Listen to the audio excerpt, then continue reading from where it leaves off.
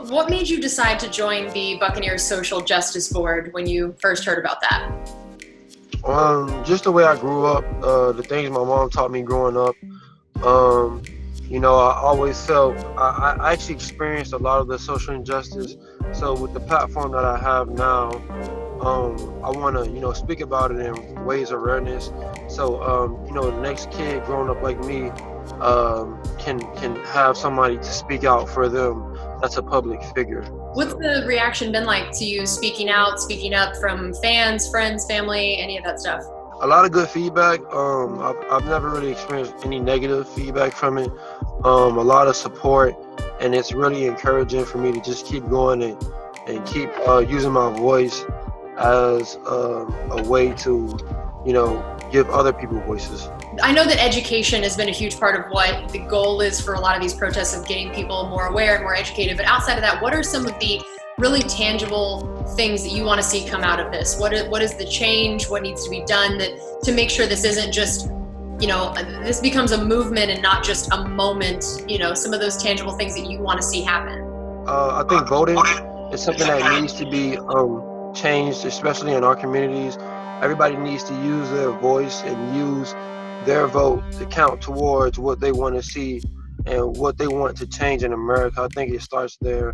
I think it starts with communicating and from both sides and getting to understand each other rather than using what you see on the news and TV as a reference to black or white people.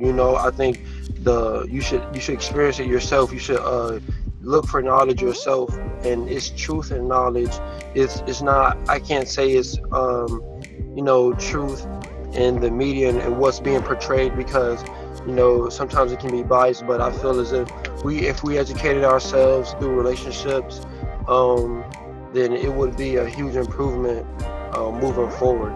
I know that so many people look at athletes as, people look up to, their heroes, and when you're doing things like you're doing, that is wonderful and a great thing for people to look up to. But I wanted to hear for you, who do you look up to, whether it's from an athlete side or especially maybe in the social justice side? That are there people that you have been looking up to that you have really learned a lot from or want to become more like?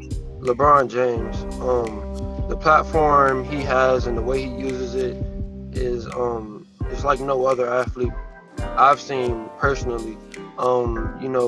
Just to watch him to be the best player in the world, maybe the best athlete in the world, but also really in touch with his people and fighting right along us as if he wasn't a huge athlete, like he was a regular citizen.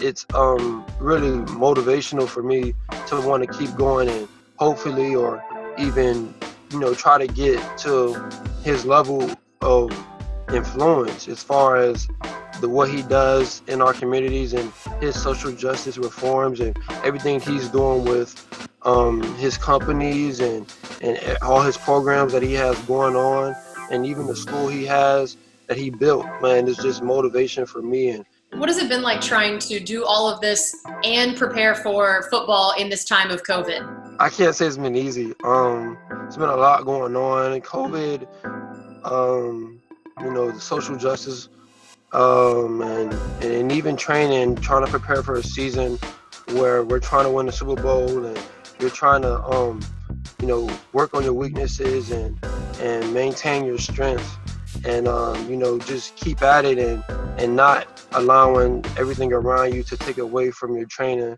because that shows up during the season. So it has been a bit of a battle, a bit of a battle to balance it all out. But I think it'll be all worth it at the end, because no storm lasts forever. And as long as we keep God first and we just keep going, we're gonna reach the light. We'll reach the light. I know you're still so young, but you're sort of one of the elder statesmen of the secondary. So what do you feel like your role is with that group, both on and off the field this year? And what do you expect from yourself in that role? I just want to be the best leader I can.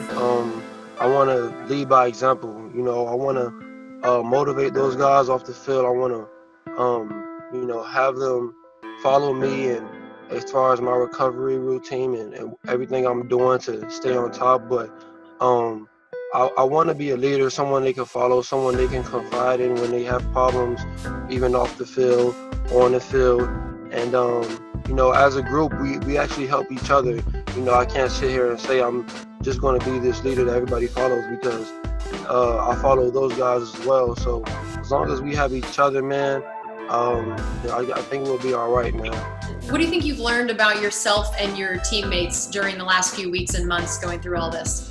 That we will become stronger after this, and that, nothing, COVID, social injustice, it doesn't break that brotherhood that you form when you're on a football team. Football is powerful. It's a powerful sport that brings different races, different colors together, and makes us one. So with everything going on, even COVID, I still feel the bond between me and my brothers, man. And the communication is still there. And hopefully when this is all over, we'll come back even stronger than what we were before.